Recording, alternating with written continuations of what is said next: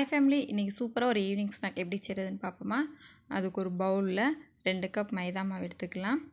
தேவையான அளவு உப்பு சேர்த்துட்டு இந்த ஸ்பூனில் 2 ஸ்பூன் ஆயில் சேர்த்துட்டு நல்லா மிக்ஸ் பண்ணிவிட்டு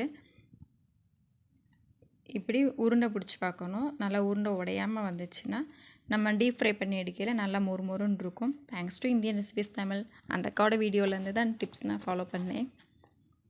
நல்லா தண்ணி ஊற்றி பிசைஞ்சிட்டு இந்த மாதிரி ஒரு இடி உரல் வச்சு நம்ம நல்லா இது பண்ணிக்கிறலாம்.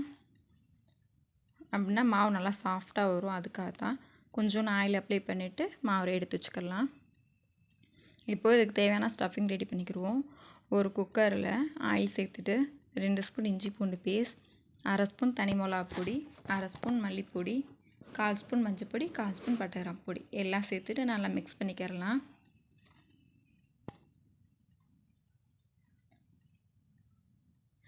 இது பீஃபில் மட்டும் இல்லை, சிக்கன் மட்டன் ரெண்டுலேயுமே ட்ரை பண்ணி பார்க்கலாம். இன்றைக்கி நான் பீஃப் ட்ரை பண்ணியிருக்கேன்.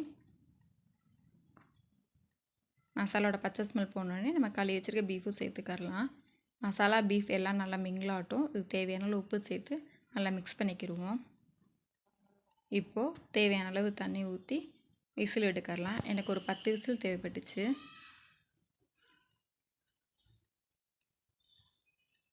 இருக்கட்டும். இப்போது அதே டைமில் ஒரு கடாயில் ஆயில் சேர்த்துட்டு கொஞ்சோண்டு சோம்பு, நீல வாக்கில் கட் பண்ண ஒரு பெரிய வெங்காயம், கொஞ்சோண்டு கருவேப்பிலை, கொஞ்சோண்டு கொத்தமல்லி, இதுக்கு தேவையான அளவு உப்பு கொஞ்சம் சேர்த்துக்கரலாம். நம்ம ஆல்ரெடி கறியில் சேர்த்துருக்கோம், அதனால் வெங்காயத்துக்கு மட்டும் சேர்த்தா போதும். வெங்காயம் ரொம்ப வதங்கணும்னு இல்லை, பாதி வதங்கியிருந்தால் போதும். இந்த டைமில் நம்ம ரெடி பண்ணி வச்சுருக்கிற பீஃப் இது கூட சேர்த்துக்கரலாம். கறியை நல்லா உடச்சி விடணும், அப்போ தான் நம்ம ஸ்டஃப் பண்ணும்போது கரெக்டாக இருக்கும். இது இப்போது ஆல்ரெடி நம்ம வீட்டில் ரெடி பண்ணி வச்சுருக்கிற பெப்பர் சேர்த்துக்கரலாம்.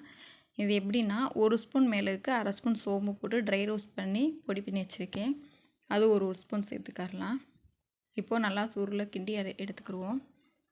இப்போது நம்ம பிசைஞ்சிருக்க மாவு எடுத்து நல்லா இந்த மாதிரி இது பண்ணிவிட்டு 4 உருண்டைகளை நான் கட் பண்ணி எடுத்துக்கிறேன். இப்போது எல்லாத்தையும் இதே மாதிரியே நல்லா பரத்தி ஒன்றுக்கு மேலே ஒன்று நல்லா பரத்தி எடுத்துக்கிறணும்.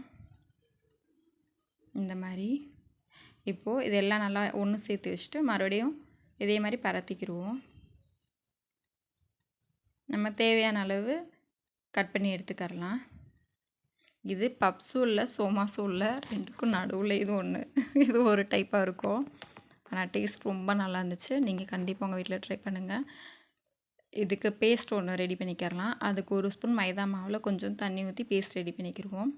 நம்ம கட் பண்ணி எடுத்துருந்த உருண்டைகளை இந்த மாதிரி பரத்தி நம்ம ரெடி பண்ணி வச்சுருக்க ஸ்டஃப் வச்சுட்டு இந்த மைதா பேஸ்ட்டை 4 மூலையிலையும் அப்ளை பண்ணிக்கிடுவோம்.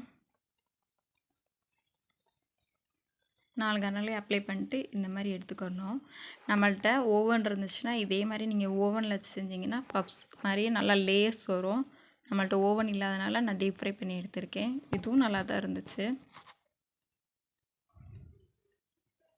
நல்லா சிம்லேயே வச்சு 2 பக்கமும் திருப்பி விட்டு எடுக்கணும். இல்லைன்னா உள்ளே வேகாமல் இருக்கும், மேலே நல்லா கரிஞ்சிரும். சிம்லேயே வச்சு நல்லா பொரிச்சு எடுத்தோன்னா நம்மளோட கிறிஸ்பியான பீஃப் ஸ்நாக் ரெடி. நீங்களும் உங்கள் வீட்டில் கண்டிப்பாக ட்ரை பண்ணி பாருங்கள். டேஸ்ட்டு அவ்வளோ ருசியாக இருந்துச்சு. வாங்க சாப்பிட்லாம். தேங்க்ஸ் ஃபார் வாட்சிங்.